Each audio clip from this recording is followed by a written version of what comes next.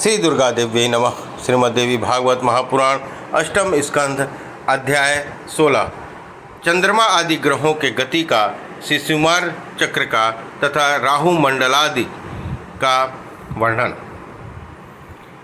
भगवान नारायण कहते हैं, नारद, इसके बाद अब चंद्रमा आदि ग्रहों की अद्भुत गति का वर्णन सुनो, जिसकी गति से ही मनुष्यों के शुभ और अशुभ समय का परिज्ञान होता है। जिस प्रकार कुम्हार का चक्र घूमता है, तब उस पर बैठे हुए चींटे आदि कीड़े भी घूमते ही हैं। फिर इस घुमाने वाले कीड़ों की एक दूसरी गति भी होती है, क्योंकि यह चाक पर ये कीड़े एक स्थान पर नहीं रहते, इधर उधर चला फिरा करते हैं।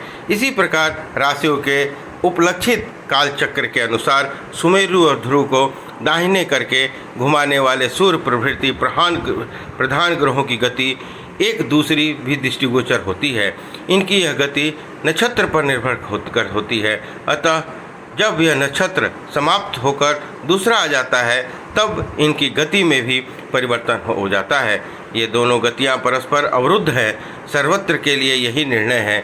वेद और विद्वान पुरुष जिन्हें जानने के लिए सदा उत्सुक रहते हैं, वे ही अखिल जगत के आधार आदि पुरुष भगवान नारायण संपूर्ण प्राणियों का कल्याण करने के लिए जगत में घूमते हैं। साथ ही कर्मों की शुद्धि के लिए अपने वेदमय विग्रह को 12 भागों में विभक्त करके वसंत आदि 6 ऋतुओं में समुचित रूप से गुणों को व्यवस्था करते हैं। वर्णाश्रम का पालन करने वाले संपूर्ण पुरुष निरंतर वेद की आज्ञा के अनुसार छोटे और बड़े कर्म का संपादन करके श्रद्धापूर्वक योगों के साधनों द्वारा इन सूर्य रूप भगवान नारायण की उपासना करते हैं।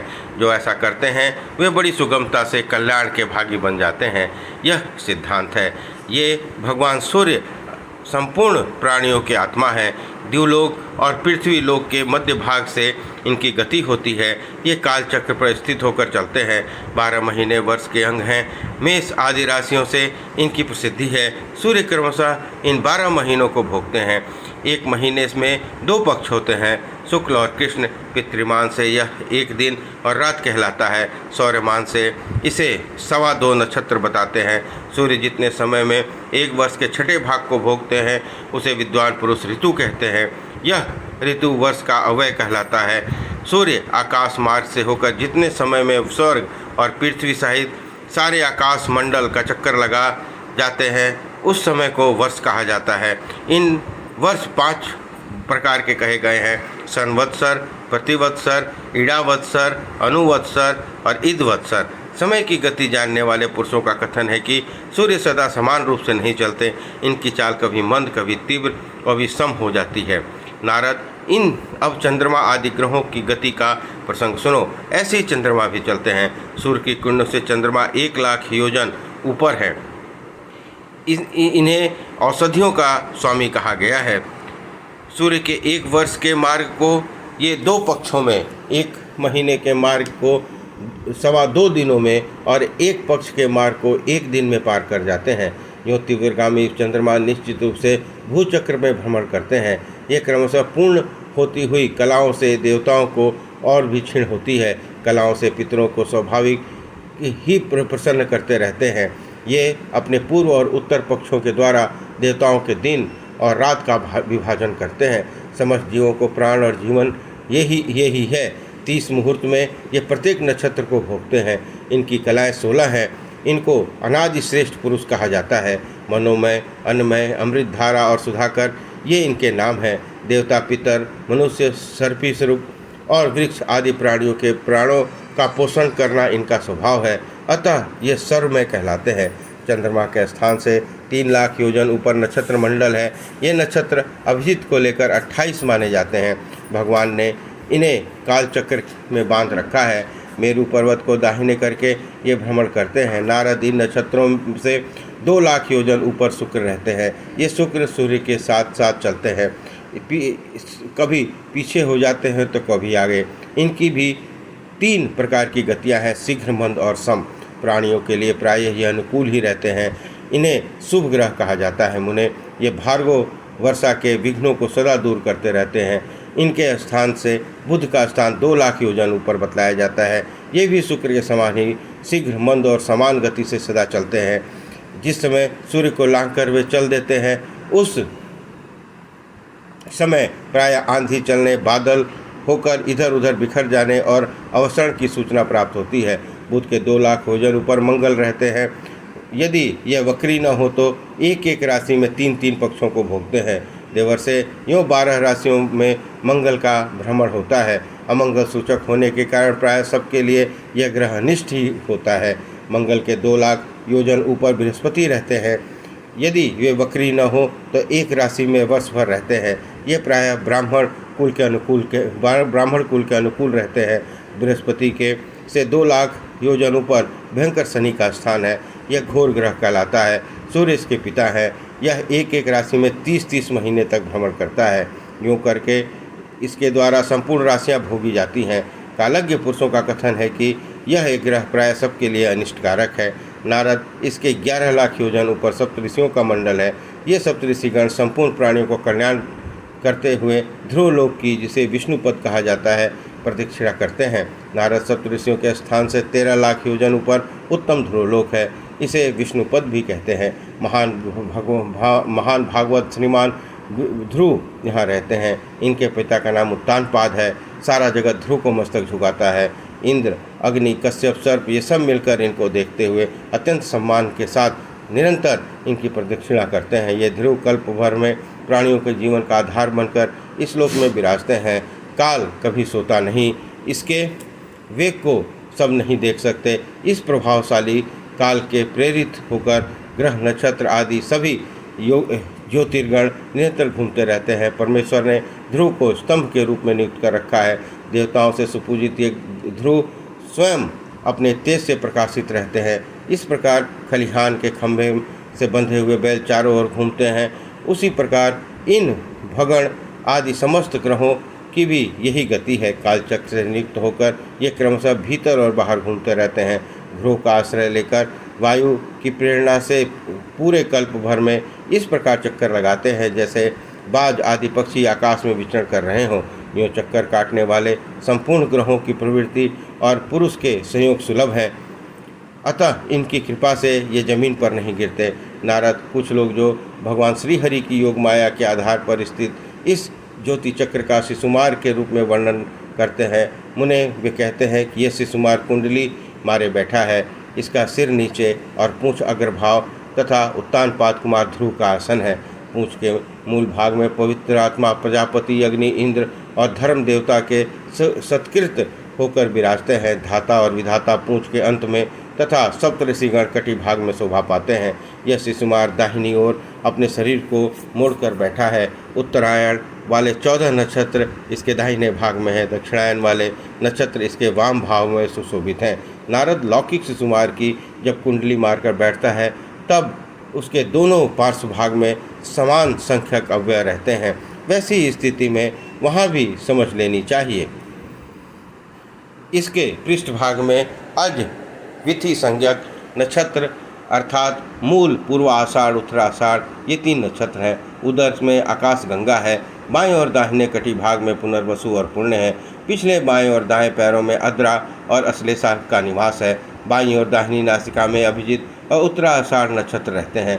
देवर से इसके वाम और दक्षिण नेत्रों में श्रवण और पूर्वाषाढ़ का स्थान है। घनिष्ठा और मूल दाहिने और बाएं कानों में रहते हैं।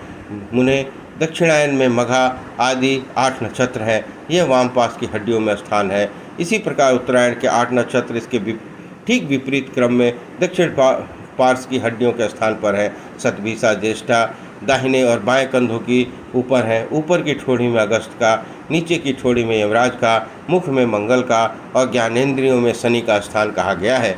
कुकुद पर बृहस्पति, छाती पर ग्रहराज सूर्य, हृदय में भगवान नारायण और मन में चंद्रमा विराजते हैं। दोनों अस्त्रों में दोनों अश्विनी कुमार का तथा नाभि में शुक्र का स्थान कहा गया है। प्राण और अपान में बुध, गले में राहु केतु रहते हैं। ऐसे ही सभी अंगों में रोम कोपों में नक्षत्र मंडल कहे गए हैं। नारद, भगवान विष्णु यह सर्वदेवमय दिव्य विग्रह है। संयमशील पुरुष प्रतिदिन सायंकाल में के समय मौन रहकर यत्नपूर्वक इस रूप का ध्यान करे और ध्यान करते समय इस मंत्र का जाप करना चाहिए। भगवान आप संपूर्ण ज्योतिर्गणों के आश्रय, कालचक्र से विराजमान, देवताओं के अधिष्ठाता और परम पुरुष हैं। हम आपको नमस्कार करते हैं। ग्रह नक्षत्र ताराओं के रूप में भगवान का जो यह आधिदैविक रूप है, इसका तीनों समय जप करने वाले पुरुष पापों से मुक्त हो जाता है, अथवा तीनों कालों में इनको नमस्कार करता है, उसका यह समय पाप तुरंत नष्ट हो जाता है। सूर्य के 10,000 योजन नीचे राहु मंडल कहा गया है। सिंह का के गर्भ से उसकी उत्पत्ति हुई है। योग्यता होने न होने पर भी यह नक्षत्र की भांति विचरता है। चंद्रमा और सूर्य ने तो इसे मार डालने का प्रयत्न किया था, परंतु भगवान विष्णु की कृपा से इसने अमरत्व और ग्रहत्व प्राप्त कर लिया है।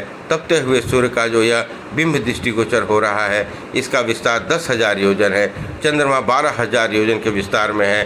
13,000 योजन में विस्तार वाला यह राहु ग्रह सूर्य और चंद्रमा के बिंब को ढकने का प्रयास निरंतर करता रहता है, क्योंकि पूर्व समय से बैर इसे भुला नहीं रहा है।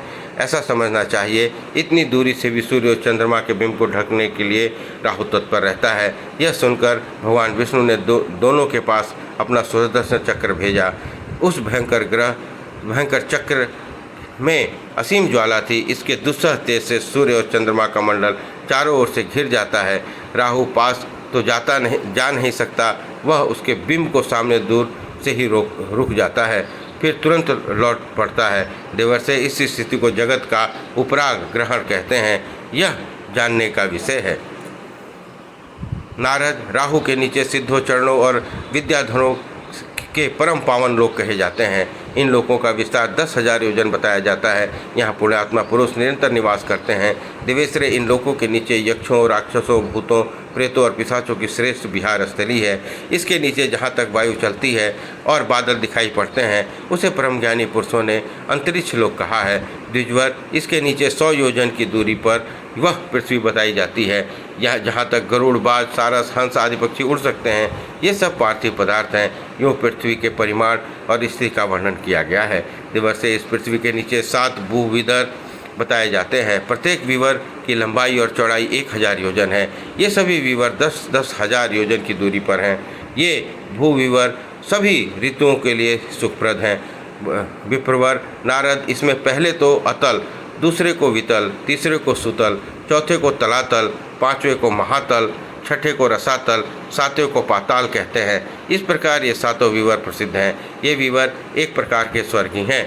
इनमें कहीं कहीं तो स्वर्ग से भी अधिक सुख की सामग्रियाँ हैं। वे विषय भोग, ऐश्वर्य, सुख और समृद्धि के भवन हैं। इनमें अनेकों उद्यान हैं, विहार स्थलियाँ हैं।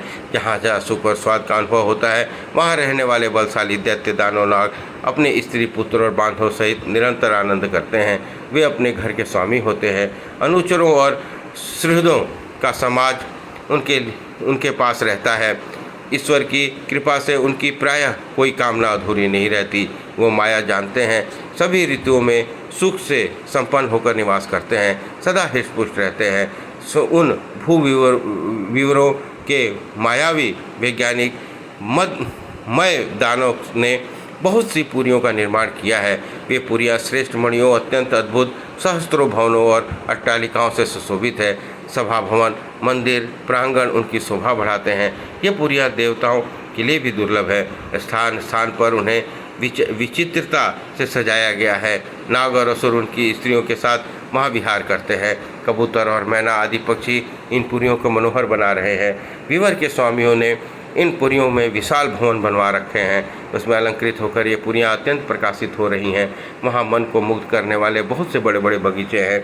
उन बगीचों में वृक्ष फूलों और फलों से सदा लदे रहते हैं। वहाँ स्त्रियों के विलास उपयोगी बहुत से स्थान हैं। अतः उद्यानों की शोभा अधिक बढ़ गई है। अनेक प्रकार के पक्षियों से युक्त अगाध जल वाले बहुत से जलाशय हैं। जल बिल्कुल स्वच्छ है।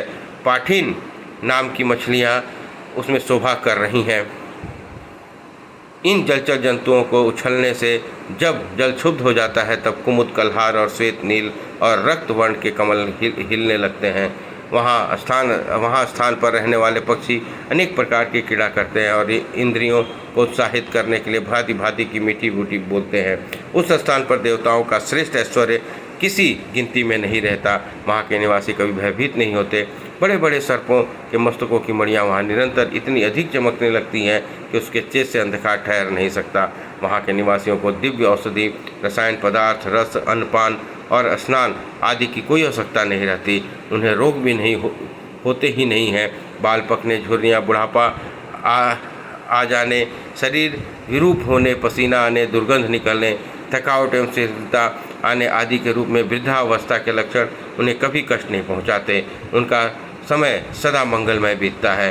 भगवान श्री हरि के परम तेजस्वी सुदर्शन चक्र के सिवा उन्हें अन्य किसी से भी मृत्यु का भय नहीं रहता।